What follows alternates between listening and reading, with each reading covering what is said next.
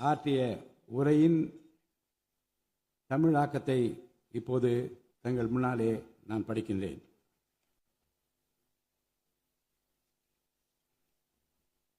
மாண்புமிகு சட்டமன்ற பேரவை உறுப்பினர்களே, வணக்கம். மக்களே நாட்டின் உண்மையான எஜமானர்கள் என்றார் பேரறிஞர் அண்ணா.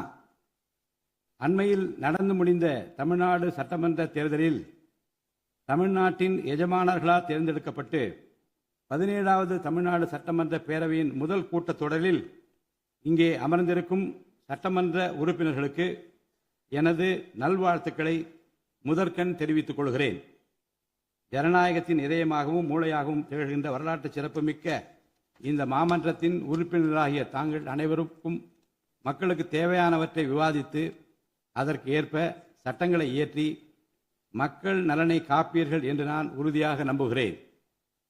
சமத்துவம், சுதந்திரம் மற்றும் சகோதரத்துவம் ஆகிய மூன்றும் ஒன்றிணைந்ததே உண்மையான ஜனநாயகம் என்றார் அண்ணல் டாக்டர் அம்பேத்கர் அவர்கள். அத்தகைய ஜனநாயகம் மலர வேண்டுமென்றால் பகுத்தறிவு பகலவன் தந்தை பெரியார், பெருந்தலைவர் காமராஜர், சட்டமேதை அண்ணல் அம்பேத்கர், வீரமங்கை ராணி வேலு நாச்சியார், மக்கள் சேவகர் அஞ்சலை அம்மாள் ஆகியோரை கொள்கை தலைவர்களாக கொண்டுள்ள சாதி, மதம், மொழி, இனம், பணம் ஆகியவற்றுக்கு அப்பாற்பட்டு செயல்படும் தமிழக வெற்றி கழகத்தின் தலைவர் மாண்புமிகு தமிழ்நாடு முதலமைச்சர் திரு ச. ஜோசப் விஜய் அவர்களால் தான் முடியும் என்று முடிவெடுத்து தமிழக வெற்றி கழகத்தின் தலைமையிலான அரசினை ஆட்சி அதிகாரத்தில் தமிழ்நாட்டு மக்கள் அமர்த்தியுள்ளார்கள். மாற்றம் ஒன்றே மாறாதது என்பதற்கேற்ப தமிழ்நாட்டின் அரசியல் வரலாற்றில் இதுவரை நிகழ்ந்திராத ஒரு மாற்றம் அண்மையில் நடந்து முடிந்த தமிழ்நாடு சட்டமன்ற தேர்தலில் ஏற்பட்டிருக்கிறது. கட்சி தொடங்கிய 2 ஆண்டுகளில் மக்களின் பேராதரவுடன் தன்னந்தனியாக பல தடைக்கற்களை உடைத்தெறிந்து பணநாயகத்தை ஒழித்து ஜனநாயகத்தை நிலைநாட்டி ஆட்சியை பிடித்திருக்கிறார் சரித்திர நாயகர் மாண்புமிகு தமிழ்நாடு முதலமைச்சர் அவர்கள். மறுமலர்ச்சி என்பது மாண்புகளை மாய்த்திடும் நஞ்சு அல்ல, மாண்புகளை மாய்க்கும் நச்சு பூச்சிகளை அழித்திடும் முறை என்றார் பேரறிஞர் அண்ணா. பேரறிஞர் அண்ணா அவர்களின் பொன்மொழிக்கேற்ப தமிழ்நாட்டின் அரசியலில் ஒரு புதிய மறுமலர்ச்சியை, மகத்தான மாபெரும் விசில் புரட்சியை குறுகிய காலத்தில் ஏற்படுத்தி இமாலய சாதனை புரிந்திருக்கிறார் மாண்புமிகு முதலமைச்சர் அவர்கள். இந்திய நாடு சுதந்திரமடைந்த பிறகு தமிழ்நாட்டின் அரசியலில் 1967ஆம் ஆண்டு பேரறிஞர் அண்ணா அவர்களும் 1977ஆம் ஆண்டு புரட்சித் தலைவர் எம்ஜிஆர் அவர்களும் மாபெரும் புரட்சியை ஏற்படுத்தினார்கள். அந்த வரிசையில் 2026ஆம் ஆண்டு மாபெரும் சரித்திர புரட்சியை தன்னந்தனியாக ஏற்படுத்தி இருக்கிறார் மாண்புமிகு தமிழ்நாடு முதலமைச்சர் அவர்கள். மாநில உரிமை, பெண்கள் நலன் மற்றும் பாதுகாப்பு, சமூக நீதி, சம வாய்ப்பு, மாற்றுத்திறனாளிகள், விவசாயிகள், மீனவர்கள், நெசவாளர்கள், தொழிலாளர்கள், திருநர் மற்றும் சிறுபான்மையினர் ஆகியோரின் நலன், கல்வி, மருத்துவம் மற்றும் சுகாதாரம், உரிய பிரதிநிதித்துவம் என அனைவரையும் உள்ளடக்கிய ஆட்சி என்ற கொள்கையை அடிப்படையாக கொண்டு சட்டங்களை இயற்றும் அரசாக, திட்டங்களை தீட்டும் அரசாக, 7.5 கோடி தமிழ்நாட்டு மக்களுக்கான அரசாக இந்த அரசு விளங்கும். தமிழக வெற்றி கழகத்தின் கொள்கை தலைவர்களாக திகழும் பகுத்தறிவு பகலவன் தந்தை பெரியார், பெருந்தலைவர் காமராஜர், சட்டமேதை அண்ணல் அம்பேத்கர், ராணி வேலு நாச்சியார், மக்கள் சேவகர் அஞ்சலை அம்மாள் ஆகியோர் இன்று நம்முடன் இல்லை என்றாலும் அவர்கள் வகுத்து தந்த கொள்கைகளை கட்டிக்காத்து பேரறிஞர் அண்ணா மற்றும் புரட்சித் தலைவர் எம்ஜிஆர் அவர்களது வழியில் ஜனநாயகத்தின் மேன்மையை மேம்படுத்த தேவையான அனைத்து நடவடிக்கைகளையும் இந்த அரசு நடைமுறைப்படுத்தும். கூட்டணி ஆட்சி தத்துவத்தின் இலக்கணமாக திகழும் இந்த அரசு கடந்த 74 ஆண்டு காலமாக தமிழ்நாட்டின் அரசியல் வரலாற்றில் கண்டிராத ஆட்சியிலும் பங்கு, அதிகாரத்திலும் பங்கு என்பதை செய்து காட்டியுள்ளது. தமிழக வெற்றி கழக அரசு பொறுப்பேற்ற பின்னர் மாண்புமிகு முதலமைச்சர் திரு ச. ஜோசப் விஜய் அவர்கள் புதுதில்லியில் மாண்புமிகு இந்திய பிரதமர் திரு நரேந்திர மோடிஜி அவர்களை நேரில் சந்தித்து தமிழ்நாட்டின் நீண்டகால கோரிக்கைகளான வான்வழி அமைப்பு மையத்தை CABS கேப்ஸ் ஓசூரின் அருகில் நிறுவவும், மேகதாது அணை கட்ட கர்நாடக அரசு முயல்வதை தடுக்கவும், தமிழ்நாட்டு மீனவர்கள் இலங்கை அரசால் கைது செய்யப்படுவதை தடுத்து மீனவர்களையும் அவரது படகுகளையும் உடனே விடுவிப்பதற்கான நடவடிக்கைகள் அடங்கிய கோரிக்கை மனுவை அளித்து தமிழ்நாட்டுக்கு தேவையான நிதி உதவி உள்ளிட்ட அனைத்து உதவிகளையும் வழங்குமாறு கேட்டுக்கொண்டார். மேலும் ஒன்றிய அரசிடம் மாண்புமிகு முதலமைச்சர் அவர்கள் தமிழ்நாட்டிற்கு தேவையான நெடுஞ்சாலை மற்றும் உட்கட்டமைப்பு மேம்பாட்டிற்கான நிதி ஒதுக்கீடு, தேசிய முக்கியத்துவம் வாய்ந்த கல்வி நிறுவனங்களை தமிழ்நாட்டில் நிறுவுதல் மற்றும் ஓசூர், கோயம்புத்தூர் மற்றும் மதுரை நகரங்களுக்கு தேவையான மெட்ரோ ரயில் திட்டங்களுக்கு நிர்வாக ஒப்புதல் வழங்குதல் குறித்து கூறினார். நிதி ஆயோக்கின் 11வது ஆட்சி மன்ற குழு கூட்டத்தில் கலந்து கொண்ட மாண்புமிகு முதலமைச்சர் அவர்கள் இக்கோரிக்கைகளை நிறைவேற்ற மீண்டும் ஒருமுறை ஒன்றிய அரசிடம் வலியுறுத்தினார். இந்த கோரிக்கைகளை கனிவுடன் பரிசீலித்து ஒன்றிய அரசு தமிழ்நாட்டிற்கு தேவையான உதவிகளை செய்யும் என்று எதிர்பார்க்கப்படுகிறது. ஒன்றிய அரசுக்கு தமிழ்நாட்டு மக்கள் செலுத்தும் வரியிலிருந்து தமிழ்நாட்டிற்கு சேர வேண்டிய உரிய நிதி பகிர்வினை கோருவதற்கு தமிழ்நாடு சட்டமன்றத்தில் தீர்மானம் இயற்றப்படும். அவ்வாறு தீர்மானம் நிறைவேற்றுவதோடு நின்று விடாமல் உச்சநீதிமன்றம் வரை சென்று நிதி பகிர்வினை சட்ட ரீதியாக பெறுவதற்காக சட்ட வல்லுநர்கள் அடங்கிய சிறப்பு குழு அமைக்கப்படும். தமிழ்நாட்டிற்கு வரவேண்டிய ஒவ்வொரு ரூபாய் வருவாயும் முறையாக ஆவணப்படுத்தப்பட்டு தமிழ்நாட்டிற்கான நிதி பகிர்வில் ஒன்றிய அரசின் பாரபட்சமான அணுகுமுறை அறிக்கையாக வெளியிடப்படும். மேலும் தமிழ்நாட்டிற்குரிய நியாயமான நிதி பகிர்வை ஒன்றிய அரசிடமிருந்து பெறுவது உறுதி செய்யப்படும். தமிழ்நாட்டின் நலனை பாதுகாப்பதற்கும் மாநில உரிமைகளுக்காக போராடுவதற்கும் மாநிலங்களுக்கு தேவையான நலத்திட்டங்களை நிறைவேற்றுவதற்கும் புதிய கட்டமைப்புகளை உருவாக்குவதற்கும் ஒன்றிய அரசை தொடர்ந்து வலியுறுத்தி பெரும் முனைப்புடன் இந்த அரசு செயல்படும். கடந்த சில ஆண்டுகளில் தமிழ்நாட்டின் நிதி நிலைமை மிக மோசமான சீர்கேட்டை சந்தித்துள்ளது. மாண்புமிகு முதலமைச்சர் அவர்கள் பதவியேற்ற பிறகு ஆற்றிய தனது முதல் உரையில் உறுதியளித்தபடி கடந்த கால அரசின் தவறான நிதி நிர்வாகத்தின் மறைக்கப்பட்ட உண்மை நிலையை வெளிக்கொணரும் வகையில் தமிழ்நாட்டின் நிதி நிலை குறித்த வெள்ளை அறிக்கையை இந்த அரசு வெளியிட்டுள்ளது. கடந்த 5 ஆண்டுகளில் மட்டும் கடனின் அளவு ஏறத்தாழ 2 மடங்காக உயர்ந்தது. 10 லட்சம் கோடி ரூபாய் என்ற அளவை எட்டியுள்ளது. இது தற்போது மாநில மொத்த உள்நாட்டு உற்பத்தி மதிப்பில் ஜிஎஸ்டிபி 28.3% உள்ளது. இதன் காரணமாக தமிழ்நாட்டில் வாழும் ஒவ்வொரு தனி நபர் மீதும் 1 லட்சம் ரூபாய்க்கும் அதிகமான கடன் சுமை உள்ளது. 2024-25 நிதியாண்டில் 48,840 கோடி ரூபாயாக இருந்த மாநிலத்தின் வருவாய் பற்றாக்குறை 2025-26 நிதியாண்டில் 78,324 கோடி ரூபாயாக ஒரே ஆண்டில் உயர்ந்து மாநில மொத்த உள்நாட்டு உற்பத்தி மதிப்பில் ஜிஎஸ்டிபி 2.2% உள்ளது. மொத்த வருவாய் வரவுகளில் கிட்டத்தட்ட 23% வட்டி செலுத்துவதற்கே செலவிடப்படுகிறது. வருவாய் இழப்புகள் மற்றும் வரி வசூல் துறைகளில் நிலவும் திட்டமிட்ட ஊழல் காரணமாக 2021-22 நிதியாண்டில் மாநில மொத்த உள்நாட்டு உற்பத்தி மதிப்பில் 5.93% இருந்த வரி வருவாய் 2025-26 நிதியாண்டில் 5.45% குறைந்துள்ளது. அரசுக்கு நியாயமாக செல்ல வேண்டிய திசை மாறி சென்ற வருவாயை முறையாக அரசின் கருவூலத்திற்கு கொண்டு வர இந்த அரசு ஏற்கனவே ஒருங்கிணைந்த நடவடிக்கைகளை தொடங்கியுள்ளது. இதுவரை தடமாறி சென்ற வருவாயை அரசின் கணக்குக்கு கொண்டு வரும் பொருட்டு மதுபான உற்பத்தியாளருக்கான கூடுதல் சிறப்பு கட்டணத்தை பிரிவிலேஜ் ஃபீ இந்த அரசு அண்மையில் விதித்துள்ளது. இதன் மூலம் அரசின் கருவூல கணக்கில் வரவு வராத வருவாய்கள் அனைத்தும் முழுமையாக முறைப்படுத்தப்படும்.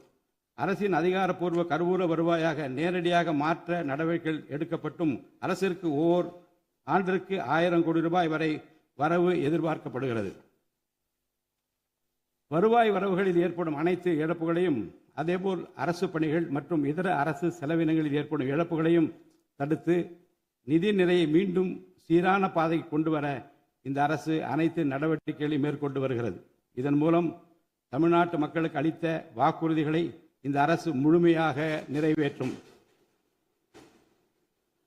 மிகவும் சவாலான நிதி நெருக்கடியினை தமிழ்நாடு அரசு சந்தித்து வரும் வேளையிலும் மக்களுக்கு அளித்த வாக்குறுதிகளை நிறைவேற்றும் முனைப்புடன் இந்த அரசு ஆட்சி பொறுப்பேற்றவுடன் மாண்புமிகு முதலமைச்சர் அவர்கள் முதல் 3 உத்தரவுகளாக நுகர்வோரின் மின் கட்டணத்தினை குறைத்திடும் விதமாக அரசிற்கு ஏற்படக்கூடிய 1730 கோடி ரூபாய் செலவில் 2 மாதங்களுக்கு 500 யூனிட் வரை பயன்படுத்தும் வீடுகளுக்கு 200 யூனிட் இலவச மின்சாரம் வழங்கவும், மாநிலத்தின் அனைத்து மாவட்டங்களிலும் போதைப் பொருள் தடுப்பு சிறப்பு படையினை உருவாக்கவும் மற்றும் பெண்கள் மற்றும் குழந்தைகளின் பாதுகாப்பிற்காக சிங்கப்பெண் சிறப்பு அதிரடி படையினை ஏற்படுத்தவும் ஆணையிட்டுள்ளார். பொது அமைதியை பேணி காப்பது, சட்டத்தின் ஆட்சியை நிலைநிறுத்துவது மற்றும் பெண்களுக்கு எதிரான குற்றங்களை இரும்பு கரம் கொண்டு ஒடுக்கி மகளிர் மற்றும் குழந்தைகளை பாதுகாப்பான சூழ்நிலை உருவாக்குவது இந்த அரசின் முதன்மையான லட்சியமாகும். பெண்களுக்கு எதிரான பாலியல் வன்கொடுமை மற்றும் சமூக விரோத செயல்களில் ஈடுபடுவோர் மீது இந்த அரசு மிக கடுமையான, கண்டிப்பான, விரைவான நடவடிக்கைகளை எடுத்து உரிய சட்ட பிரிவுகளின் கீழ் அதிகபட்ச தண்டனை பெற்றுத்தரும். பெண்கள் மற்றும் குழந்தைகளின் பாதுகாப்பினை உறுதி செய்யும் பொருட்டு உருவாக்கப்பட்ட சிங்கப்பெண் சிறப்பு அதிரடிப்படை 2545 புதிய பணியிடங்களுடன் 319 புதிய 4 சக்கர ரோந்து வாகனங்கள், 101 இருசக்கர வாகனங்கள் மற்றும் ட்ரோன்களுடன் 354 கோடி ரூபாய் நிதி ஒதுக்கீட்டில் இப்பணியினை மிக சிறப்பாக செய்து முடிக்கும். கடந்த சில ஆண்டுகளாக தமிழ்நாட்டில் போதைப்பொருள் கலாச்சாரம் வேரூன்றியுள்ளது. இதனை கட்டுப்படுத்த முந்தைய அரசு ஆக்கப்பூர்வமான நடவடிக்கைகள் எதையும் எடுக்கவில்லை. தமிழ்நாட்டின் சட்டம் ஒழுங்கு சீர்கேட்டிற்கு முதற் காரணம் மாநிலத்தின் பரவலாக கிடைக்கும் போதைப்பொருள் பழக்கம்தான். போதைப்பொருள் இல்லாத தமிழ்நாட்டை உருவாக்குவது இந்த அரசு முழு மூச்சுடன் செயல்படும். இதனை செயல்படுத்தும் விதமாக போதைப்பொருள் தடுப்பு சிறப்பு படை அனைத்து மாவட்டங்களை உருவாக்க இந்த அரசு உத்தரவிட்டுள்ளது. போதைப்பொருள் நடமாட்டத்தை முற்றிலுமாக ஒழிக்க தேவையான அனைத்து நடவடிக்கைகளையும் இந்த அரசு எடுத்து வருகிறது. பொதுமக்களின் நலனில் பெரிதும் அக்கறை கொண்ட இந்த அரசு பொறுப்பேற்றவுடன் முதற்கட்டமாக வழிபாட்டு தலங்கள், கல்வி நிறுவனங்கள் மற்றும் பேருந்து நிலையங்களுக்கு அருகில் 500 மீட்டர் தொலைவில் அமைந்திருந்த 717 மதுபான சில்லறை விற்பனை கடைகள் மூடப்பட்டுள்ளன. கள்ளச்சாராய நடமாட்டம் மற்றும் சட்டவிரோத மது விற்பனையை முற்றிலும் ஒழிப்பதற்கும் இத்துறையில் முழுமையான கண்காணிப்பை ஏற்படுத்துவதற்கும் தேவையான கடுமையான விதிமுறைகள் உருவாக்கப்பட்டு நடைமுறைப்படுத்தப்படும். இதன் மூலமாக ஆயத்தீர்வை வசூல் மற்றும் மதுபான விநியோகத்தில் உள்ள முறைகேடுகள் தடுக்கப்பட்டு மாநிலத்தின் சமூக பொருளாதார சூழல் நல்வழிப்படுத்தப்படும். தமிழ்நாட்டில் கனிம வளத்துறையில் மலிந்து கிடக்கும் ஊழல் முறைகேடுகள் காரணமாக கனிம வளங்கள் மூலம் கிடைக்கும் வருவாயில் பெரும் அளவில் இழப்பு ஏற்பட்டுள்ளது. மாநிலத்தில் உள்ள கனிம வளங்களை திறம்படவும் சுற்றுச்சூழலுக்கு உகந்த வகையில் நீடித்த காலத்திற்கு பயன்படுத்துவதையும் இந்த அரசு உறுதி செய்யும். அரசின் கருவூலத்திற்கு வரவேண்டிய வருவாய் வேறு வழிகளில் திசை மாறி செல்வதை தடுத்து அது முறையாக வந்து சேருவதை உறுதி செய்வதற்காக முறையான ஒழுங்குமுறை மற்றும் அமலாக்கத்தின் மூலம் திட்டமிட்ட சட்டவிரோத கனிம தொழிலும் வரி ஏய்ப்பும் இரும்பு கரம் கொண்டு ஒடுக்கப்படுகின்றன. இந்த முயற்சிகளின் வாயிலாக கனிமங்கள் மூலமாக கிடைக்கும் வருவாயை இரட்டிப்பாக்க அரசு தீவிரமாக முயன்று வருகிறது. இந்த அரசு பொறுப்பேற்றவுடன் தமிழ்நாட்டில் உள்ள ஏரிகள் மற்றும் குளங்களில் படிந்துள்ள வண்டல் மண்ணை விவசாய பெருமக்கள், மட்பாண்ட தொழிலாளர்கள் மற்றும் தனிநபர்களின் வீட்டு உபயோகங்களுக்கு விலையில்லாமல் வழங்குவதற்கு அனுமதி அளிக்கப்பட்டுள்ளது. இதன் மூலம் நீர்நிலைகளின் கொள்ளளவு அதிகரிப்பதற்கு வழிவகை ஏற்படுவதுடன் மழைநீர் மற்றும் நிலத்தடி நீர் சேமிப்பிற்கும் உதவிகரமாக இருக்கும். இத்திட்டமானது மண் வளத்தை மேம்படுத்தி அதன் மூலம் வேளாண் உற்பத்தி திறனையும் அதிகரிக்கும். இத்திட்டத்தின் கீழ் தற்போது வரை 18,274 ஏரிகள் மற்றும் குளங்கள் அறிவிக்கை செய்யப்பட்டுள்ளன. வேளாண் பெருமக்களுக்கு உதவும் வகையில் கூட்டுறவு சங்கங்களின் மூலம் 75,000 ரூபாய் வரை பயிர்க்கடன் பெற்ற விவசாயிகளுக்கு 100% முழுமையாக பயிர்க்கடன் தள்ளுபடி செய்தும், மற்ற விவசாயிகளுக்கு 35,000 ரூபாய் பயிர்க்கடன் தள்ளுபடி செய்தும் மாண்புமிகு தமிழ்நாடு முதலமைச்சர் உத்தரவிட்டுள்ளார். இதன் மூலம் 14.43 லட்சம் விவசாயிகள் பயனடைவர். இதனால் சுமார் 6,000 கோடி ரூபாய் அரசிற்கு கூடுதல் செலவினம் ஏற்படும். வேளாண் துறையை மறுமலர்ச்சி அடைய செய்வதும் வேளாண் பெருமக்களின் வாழ்வாதாரத்தை மேம்படுத்துவதுமே இந்த அரசின் முதன்மையாக கொள்கையாகும். விவசாயிகளுக்கு வழங்கப்படும் உடனடி நிதி உதவிகள் மற்றும் கடன் தள்ளுபடிகள் மட்டுமின்றி முறையான நீர்ப்பாசன மேலாண்மை, நவீன விவசாய தொழில்நுட்பங்கள், குளிர்பதன கிடங்கு வசதிகளை மேம்படுத்துதல் மற்றும் விளைபொருட்களுக்கு உரிய லாபகரமான விலை கிடைப்பதை உறுதி செய்தல் போன்றவற்றின் மூலம் விவசாயிகளின் நலன்களை காக்கும் முதன்மை சக்தியாக இந்த அரசு செயல்படும்.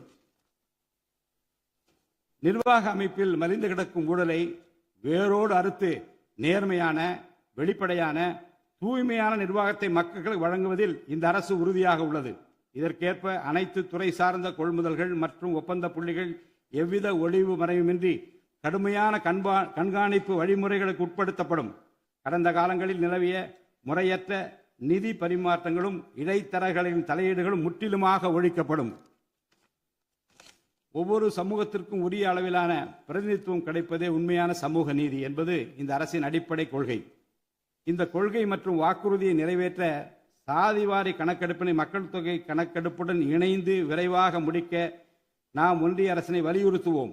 ஒன்றிய அரசின் சாதிவாரி கணக்கெடுப்பு முடிந்த பின்னர் தமிழ்நாடு அரசு சமூக நீதி கணக்காய்வினை நடத்தும்.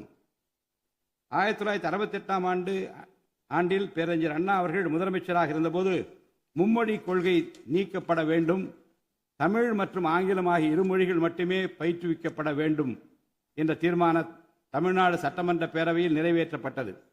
அன்று முதல் இன்று வரை தமிழ்நாட்டில் இருமொழி கொள்கையே கடைபிடிக்கப்பட்டு வருகிறது.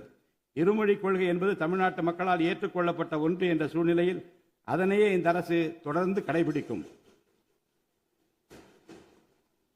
சென்னை உயர்நீதிமன்றம் மற்றும் சென்னை உயர்நீதிமன்ற மதுரை கிளையில் தமிழ் மொழியை வழக்காடு மொழியாக பயன்படுத்தவும் உச்ச நீதிமன்ற கிளையை சென்னையில் அமைக்கவும் ஒன்றிய அரசை இந்த அரசு வலியுறுத்தும். தேசிய கல்விக் கொள்கை 2020 இந்த அரசு கடுமையாக எதிர்க்கும். தேசிய கல்விக் கொள்கையின்படி மும்மொழி கொள்கையை கடைபிடித்தால்தான் அனைவருக்கும் கல்வி இயக்கம் திட்டத்தின் கீழ் தமிழ்நாட்டிற்கு நியாயமாக கிடைக்கப்பெற வேண்டிய 3458 கோடி ரூபாய் நிதியை விடுவிக்க முடியும் என்ற ஒன்றிய அரசின் நிலைப்பாடு ஏற்றுக்கொள்ளக்கூடியது அல்ல. இது மும்மொழி கொள்கையை தமிழ்நாட்டில் திணிப்பதற்கு சமமாகும். மும்மொழி கொள்கையை நிறைவேற்றினால்தான் நிதி ஒதுக்கீடு செய்யப்படும் என்ற நிலைப்பாட்டை ஒன்றிய அரசு மறுபரிசீலனை செய்து தமிழ்நாட்டுக்குரிய நிதியை உடனடியாக விடுவிக்க ஒன்றிய அரசை இந்த அரசு வலியுறுத்தும். அரசியலமைப்பு சட்டத்தின் கீழ் கல்வியானது பொதுப்பட்டியலில் இருப்பதன் காரணமாக நீட் தேர்வு, தேசிய கல்விக் கொள்கை திணிப்பு, மும்மொழி கொள்கை போன்ற பிரச்சனைகள் ஏற்படுகின்றன. எனவே கல்வியை பொது பட்டியலில் இருந்து மாநில பட்டியலுக்கு மாற்ற தேவையான அனைத்து முயற்சிகளையும் இந்த அரசு மேற்கொள்ளும்.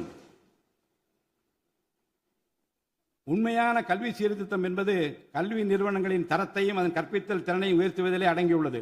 இதற்கேற்ப மாநிலத்தின் பல்கலைக்கழகங்கள் மற்றும் உயர்கல்வி நிறுவனங்களில் நீண்ட காலமாக நிரப்பப்படாமல் உள்ள தேவையான உதவி பேராசிரியர் மற்றும் ஆசிரியர் காலி பணியிடங்களை தகுதி மற்றும் திறமையின் அடிப்படையில் வெளிப்படையான முறையில் நிரப்புவதற்கு இந்த அரசு போர்க்கால அடிப்படையில் நடவடிக்கை எடுக்கும். அது மட்டுமின்றி உயர்கல்வித்துறையில் பல்வேறு அடிப்படை சீர்திருத்தங்களை இந்த அரசு கொண்டு வரும். இதன் மூலம் உலகத்தரம் வாய்ந்த உயர்கல்வி தமிழ்நாடு மாணவர்களுக்கு கிடைக்கப்பெறும். தமிழ்நாட்டின் நெற்களஞ்சியமாக விளங்குவது காவிரி டெல்டா பகுதி. டெல்டா மாவட்டங்களின் பிரதான நீர் ஆதாரமான காவிரி நீரினையே டெல்டா பகுதி விவசாயிகள் நம்பியுள்ளனர். காவிரி நீரை பயன்படுத்துவதில் தமிழ்நாட்டிற்கு உள்ள உரிமை மிக பழமை வாய்ந்தது. நம்முடைய உரிமையை உச்சநீதிமன்றத்தில் நிலைநாட்டிய பின்பும் காவிரி நீரை பெறுவதற்கு ஒவ்வொரு ஆண்டும் போராட வேண்டிய நிலை இருக்கிறது.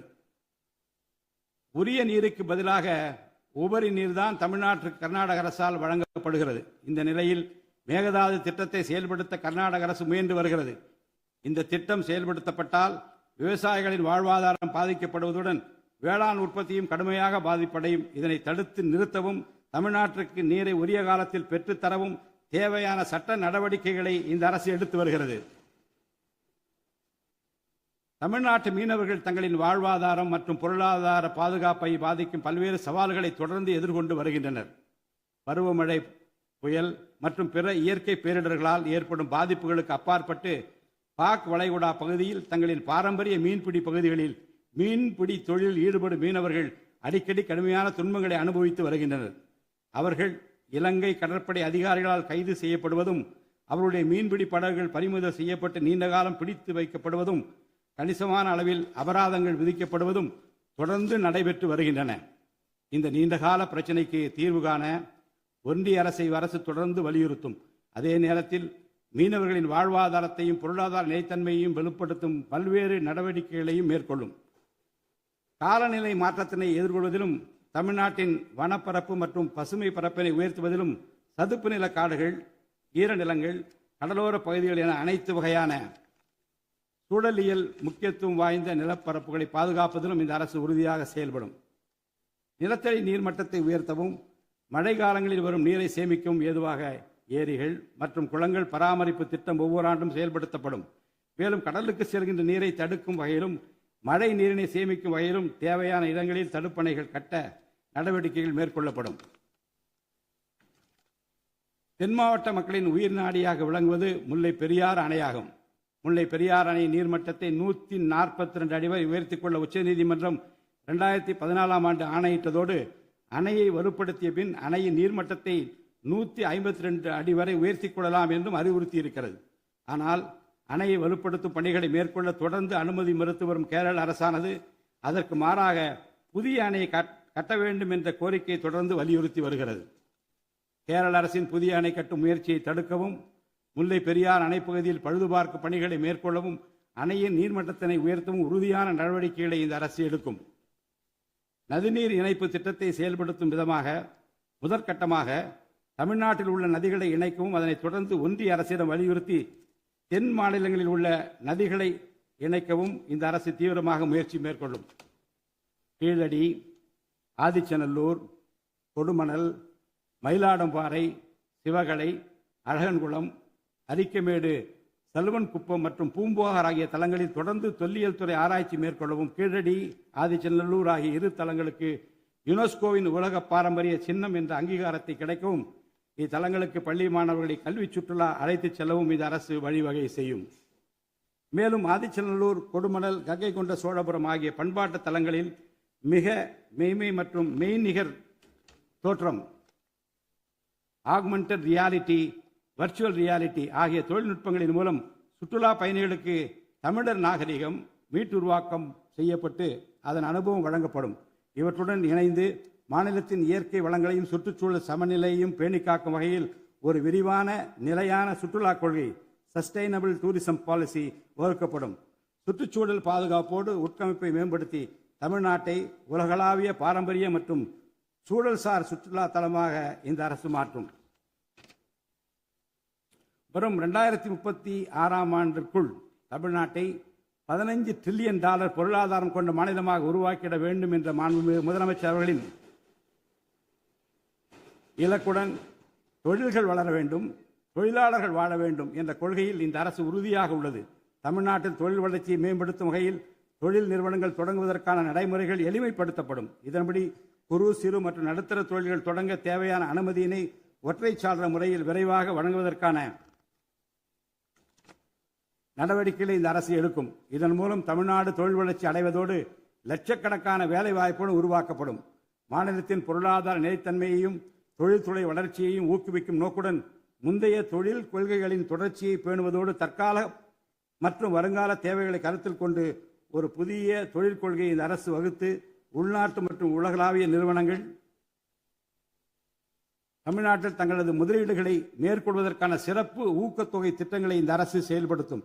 அனைத்து துறைகளுக்கும் பொருந்தக்கூடிய வகையில் ஒற்றை சாளர முறை, சிங்கிள் விண்டோ சிஸ்டம் முழுமையான டிஜிட்டல் தளமாக மேம்படுத்தி எவ்வித நிர்வாக தாமதமின்றி அனைத்து அனுமதிகளையும் விரைந்து வழங்கி தொழில் தொடங்குவதை எளிதாக்கும்.